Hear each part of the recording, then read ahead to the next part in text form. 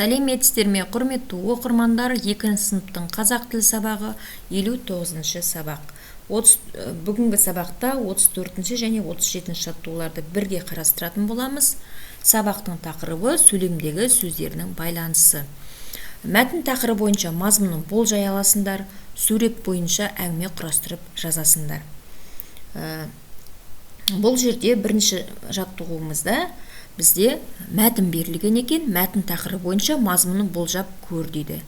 Мәтін не туралы болуы мүмкін? Әрине құстар туралы болуы мүмкін деп болжаймыз да. Қыран бүркіт туралы болуы мүмкін деп болжамдар жасаймыз. Қиядағы ұя деген тақырып тұр екен бізде. Ендеше мәтінді тыңдайық. Қос қыранның екі жерде ұясы бар. Бірі жоғарыда, бірі төменіректе. Екеуі де адам аяғы жетпейтін құз жартаста.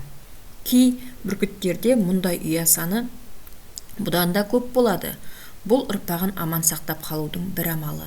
Бір ұядан қауіп төнгенін сезсе, екінші ұяға барып балапан басады. Мәтін не туралы болды? Мәтін қыран құс туралы екен. Мәтіндегі негізгі ойды анықта дейді. Негізгі ой, яғни қыран құстың балапанын аман сақтап қалуы туралы екен бізде. Қос қыранның екі жерде ұясы бар деген сөздегі сөздердің байланысын көрсету керекпіз. Бұл жерде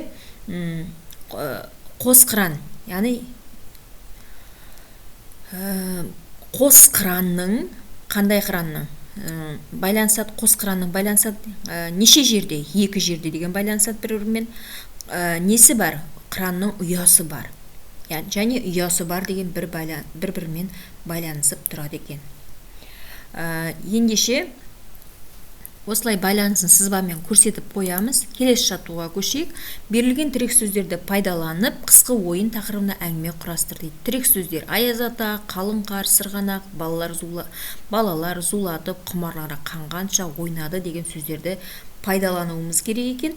Ендеше қысқы ойын тақырыбында әңгіме құрастырып көрейік.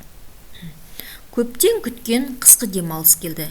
Қалың қар жауды, балалар зулатып сырғанақ тепті. Қардан аяз ата жасады. Құмарлары қанғанша ойнады деп біздер әңгіме құрастырдық. Ендеше әңгімемізді, тірек сөздерді барлығында қатыстыруға тырыстық.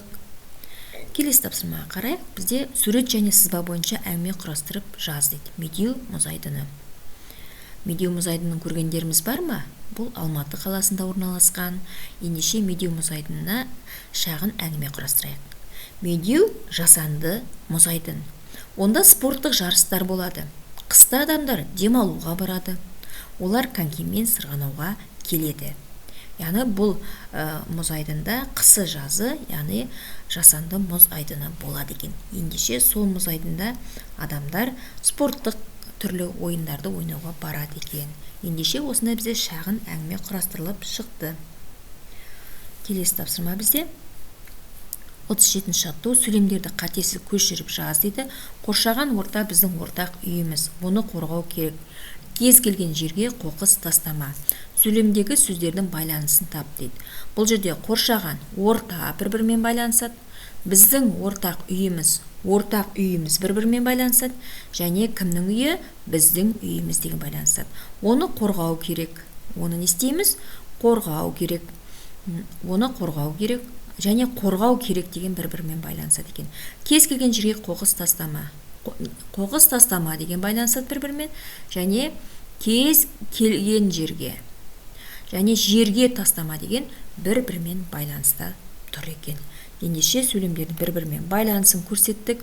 Біздер бүгінгі сабақта сөйлемдердің бір-бірімен байланысы, сөздердің бір-бірімен қалай байланысатыны туралы анықтап тауып жатырмыз. Оларды осындай сызбалар арқылы көрсетуге болады.